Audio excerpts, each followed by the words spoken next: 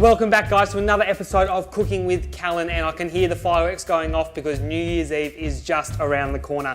And to celebrate that, we are going to make some cheese and crackers today. So what we're going to do is make a lavash bread, which is a type of cracker, and we're going to make some labna cheese, which is basically just strained yogurt.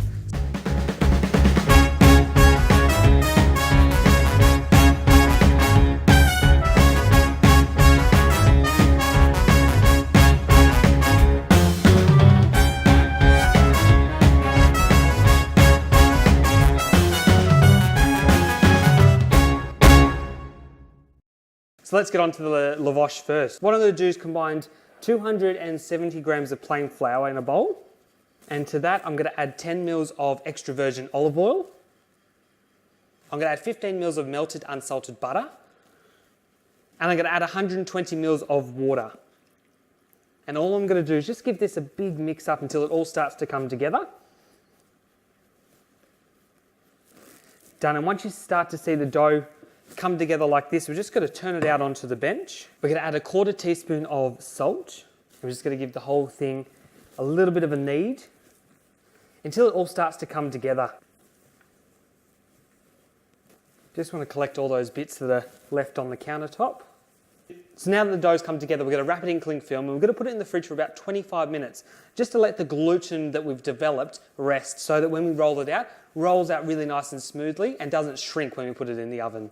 Done. So the lavash is in the fridge resting, and now it's time to get onto the labna. Labna is basically a cheese that's made out of yogurt and pretty much purely yogurt. So what I've got in here is 3 cups of Greek yogurt, and to the 3 cups of yogurt, I'm going to add 1.5 teaspoons of salt and 1 teaspoon of lemon zest. And basically for the labna, all I'm going to do is just give it a good mix, make sure all that salt's incorporated and the lemon zest is evenly distributed. What turns this yogurt into a sloppy sort of runny consistency is muslin cloth. So basically labna is just strained yogurt.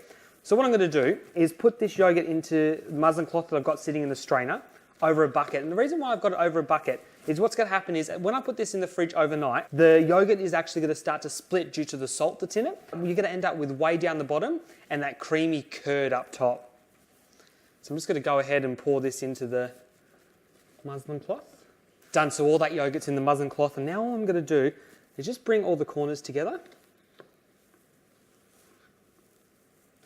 Done, so I'm just going to twist this up and tie it with a rubber band. Already you can start to see the liquid starting to drip out the bottom. And basically I'm going to let this sit like this in the fridge overnight. So the whey's going to drip away and build up down the bottom, and we're going to be left with the cheese up top. Basically, if you want this to be a soft sort of goat's curd consistency, I'd leave it in the fridge for about 8 hours, but if you want it to be a goat's cheese sort of consistency, then I'd leave it in the fridge overnight or even up to 48 hours. So I'm going to go ahead and put this in, wait overnight, and then we'll come back tomorrow. So the labna's been hanging in the fridge, and basically you can see that all the liquid has dripped out of the yogurt and into the bottom there, and we don't really want that, so you can discard of that one, but what we do want is this luscious, creamy mix that's inside this bit of muslin cloth. So we're just going to take off the elastic band. Done, and there we go. So just open up that, and inside that muslin cloth is that beautiful labna cheese. Just pinch a little out. Oh, yum. It's creamy like goat cheese, a little bit of a tangy flavour, and that lemon zest just lightens the whole dish and takes it from being what you'd think is yogurt into a cheese that you'd think took heaps of man hours and heaps of effort into making, but all I did was mix salt, lemon and yogurt in a bowl, put it in muslin cloth in the fridge, and the fridge did all the work. So that's been straining. All I'm going to do now is chop up a mixture of garlic chives and normal chives. So in one of these rectangle dishes, I've got a dukkha that I've made, just mixing sesame seeds with a bit of chili and a bit of tanami fire as well. If you don't want to make a dukkha, don't worry, you can just buy it, but there's heaps of recipes out there for making your own dukkha at home. In the next one, I've got a mixture of garlic chives and normal chives. All I'm going to do is get the labna, give it a roll, and then I'm going to roll it in these mixes just to coat the outside and give the labna one more added dimension of flavour.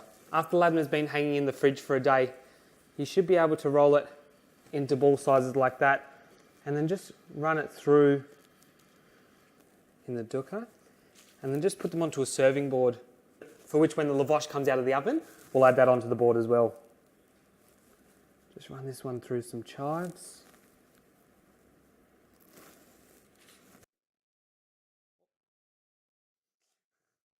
So the lavash has been resting in the fridge for about 25 minutes now. And all I'm going to do is unwrap it. Just going to cut it into quarters, just to make it easier to handle.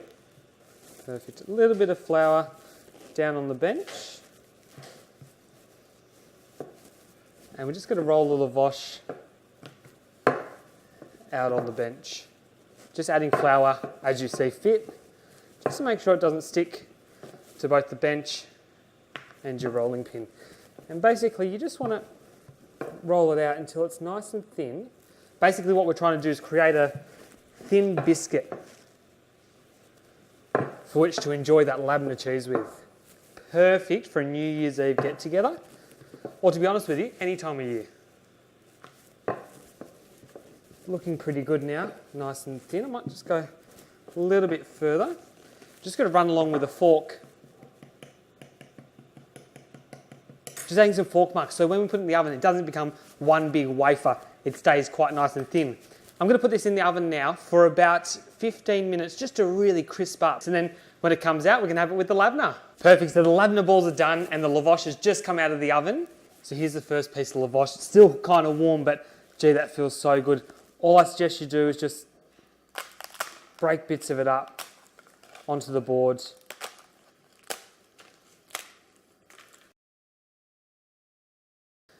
Done, there you have my labna and lavash.